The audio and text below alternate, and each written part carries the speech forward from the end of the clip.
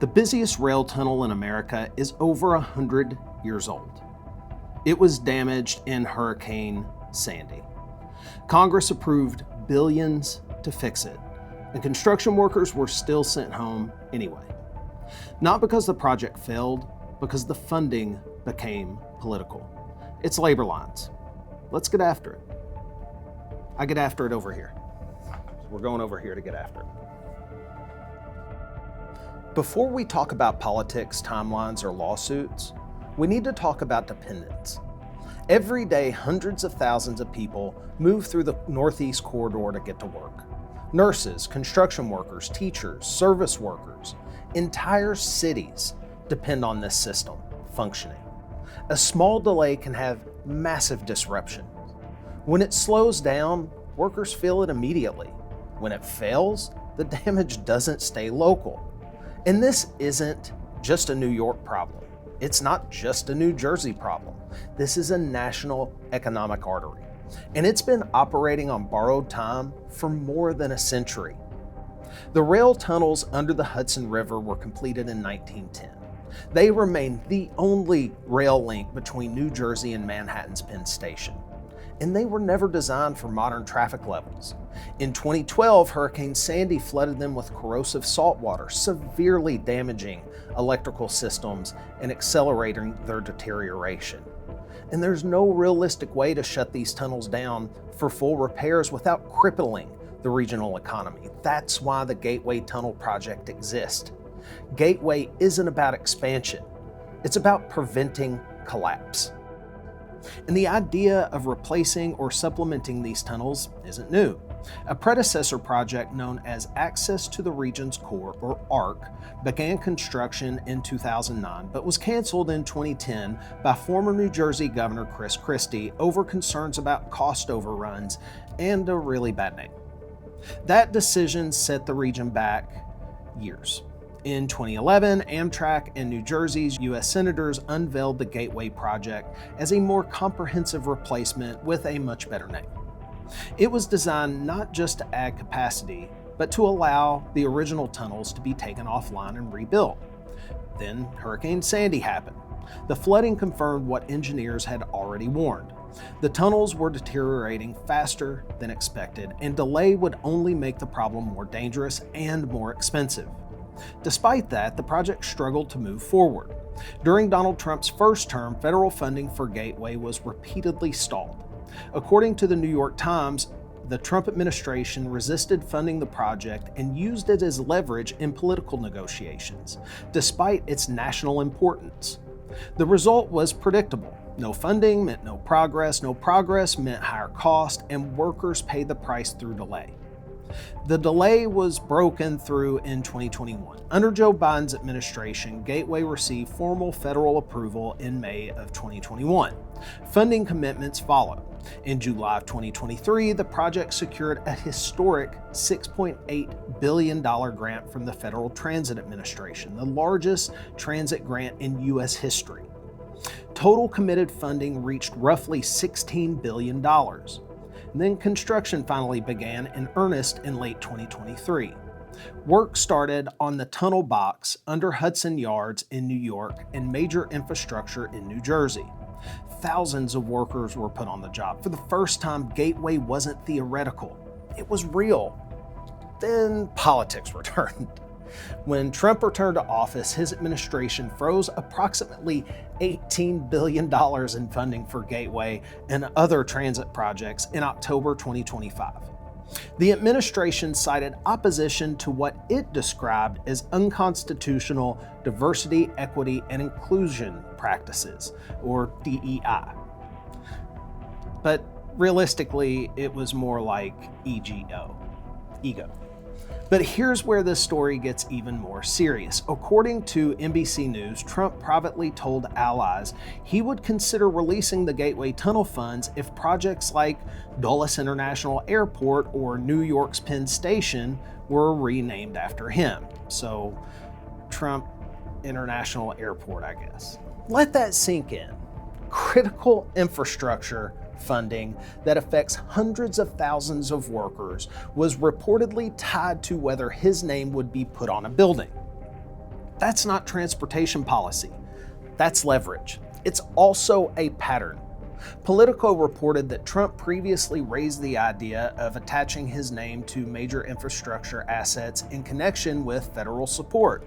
When public infrastructure becomes branding currency, working people become bargaining chips.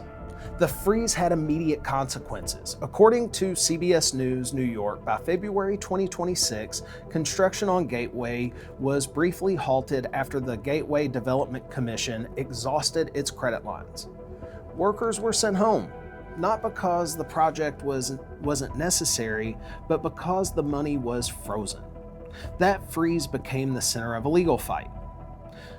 On February 6, 2026, a federal judge ordered the Trump administration to release the Gateway funds, ruling that the federal government couldn't withhold money already approved and obligated by Congress. The administration pushed back, but on February 13, 2026, the U.S. Court of Appeals for the Second Circuit allowed that lower court order to take effect. That means that the administration must resume funding the project while the lawsuit continues.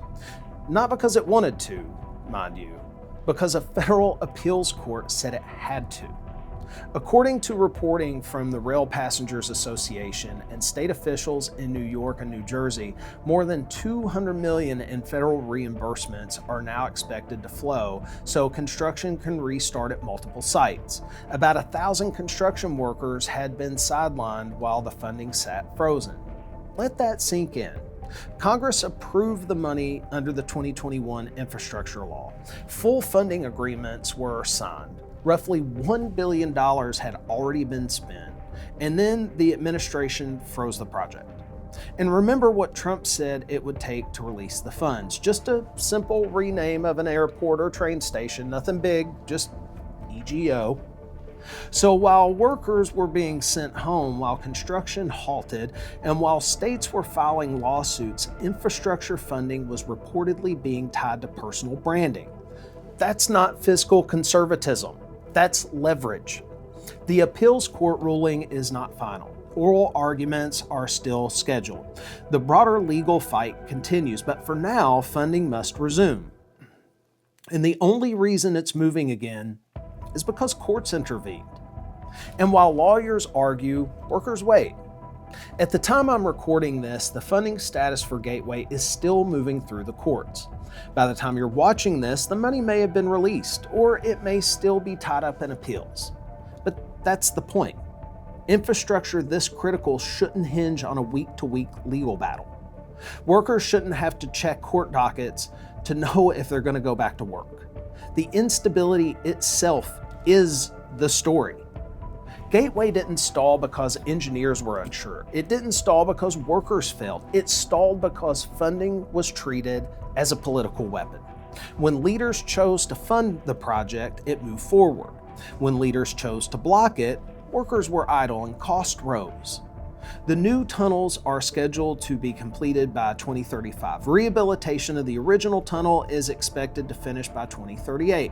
When that work's done, the region will finally have 4 modern tracks under the Hudson River. And yes, some frustration is justified. Chris Christie had a chance to move this forward under ARC.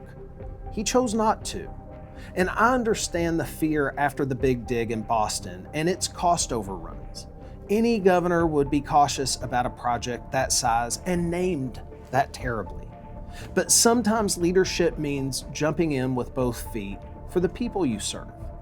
If ARC had moved forward in 2010, this project would likely be finished by now.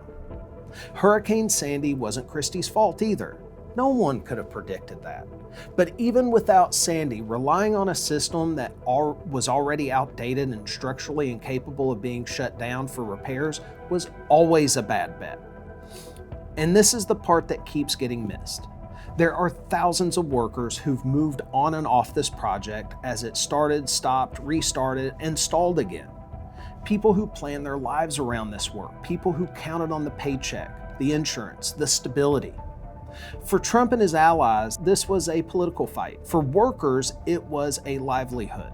Infrastructure can't be built on uncertainty. Workers can't plan around funding freezes.